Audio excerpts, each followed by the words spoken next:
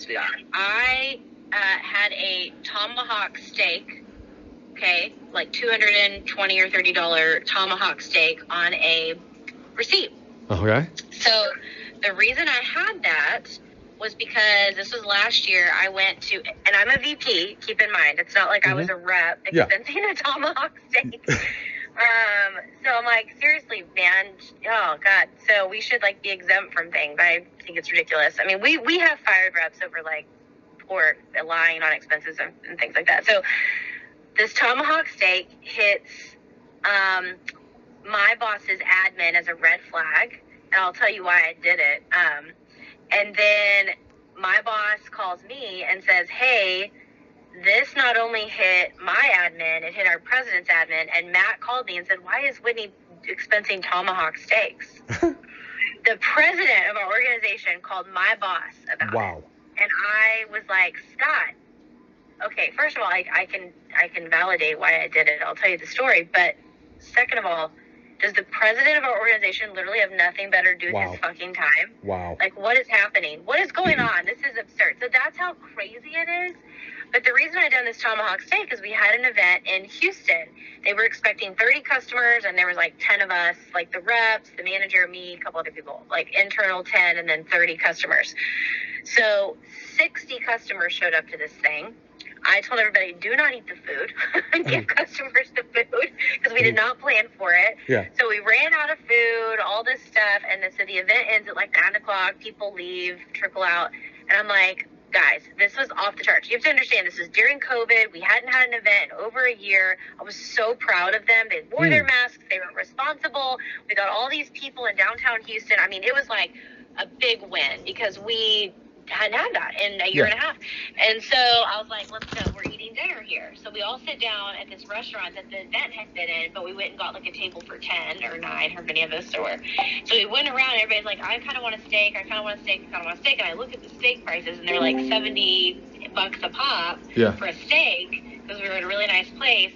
I was like, what if we just get like one big one, slice up the tomahawk, you know, which is $200 for 10 people, and then just get a bunch of sides, and like, it honestly saved the bill. The bill would have been triple had I not have suggested that. And it's like, but you're gonna flag me? I was like, did you not notice that there was like 6 bottles of wine, a tomahawk steak, and like 8 sides?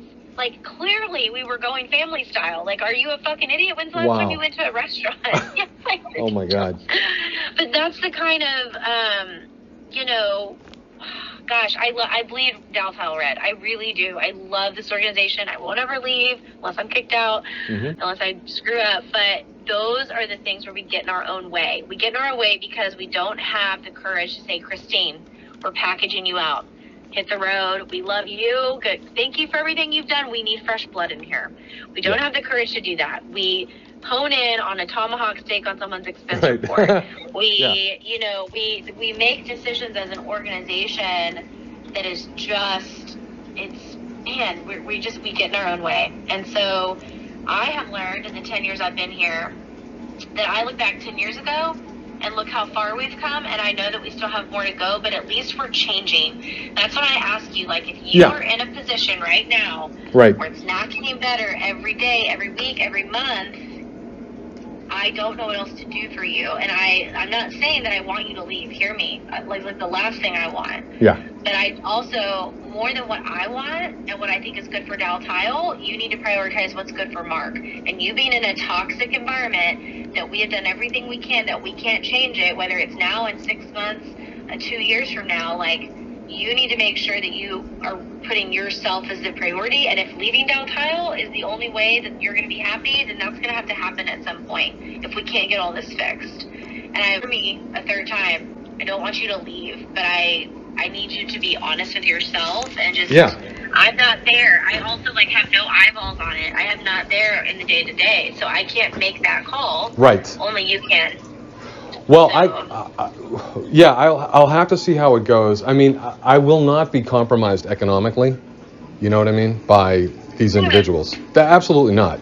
I mean, for people that are, you know, self-serving, who are literally trying to get someone fired, I know what their angle is. I get it, you know, but that doesn't fly well with me or my family at all. So I'm not going there, but I am going to entrust that they're going to do their job.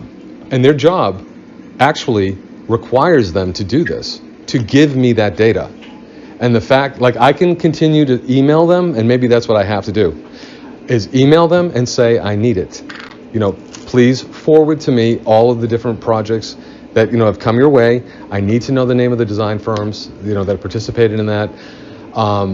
Because the $40,000 order didn't get spec'd by Joe the plumber with tile contracting. Yeah. So I know.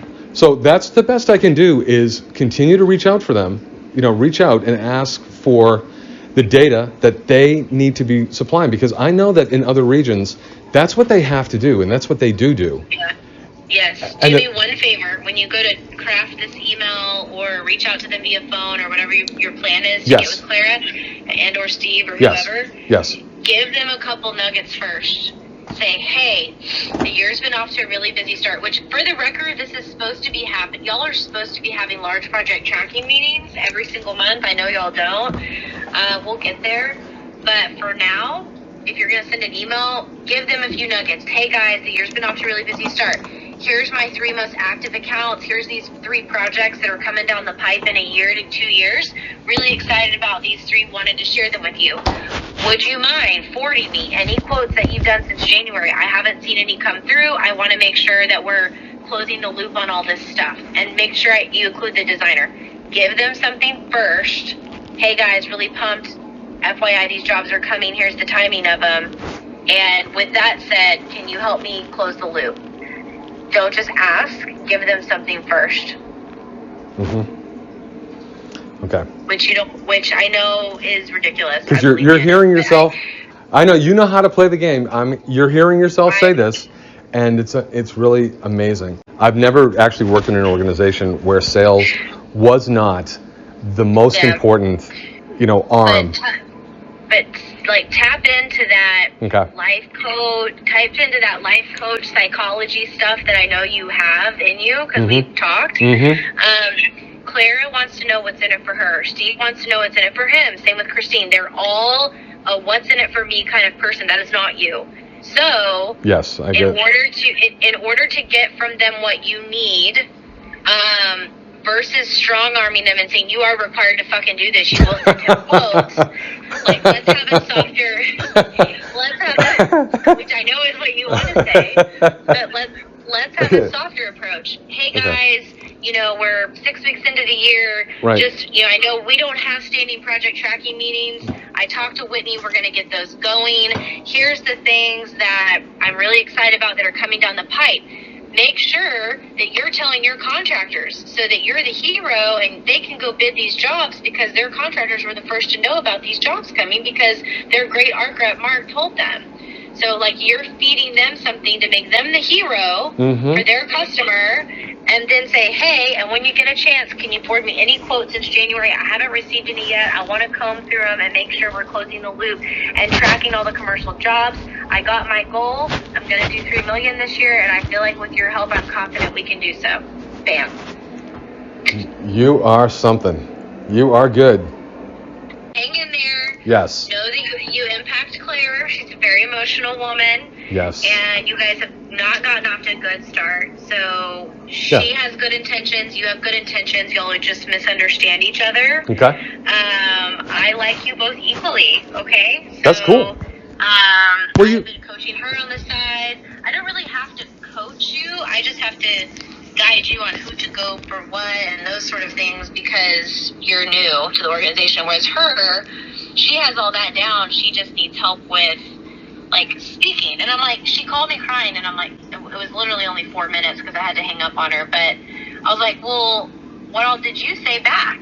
And she's like, well, I said some things I'm not proud of. I'm like, well, fuck, Claire, that's not good. Yeah. Why'd you do that? And she's like, Whitney, I just got really emotional. I'm like, that's what I'm talking about. I was like, Yeah. So anyway, well, she's not perfect. But this is a new experience for me, because I've never worked in an organization before where people could get away with not doing their job.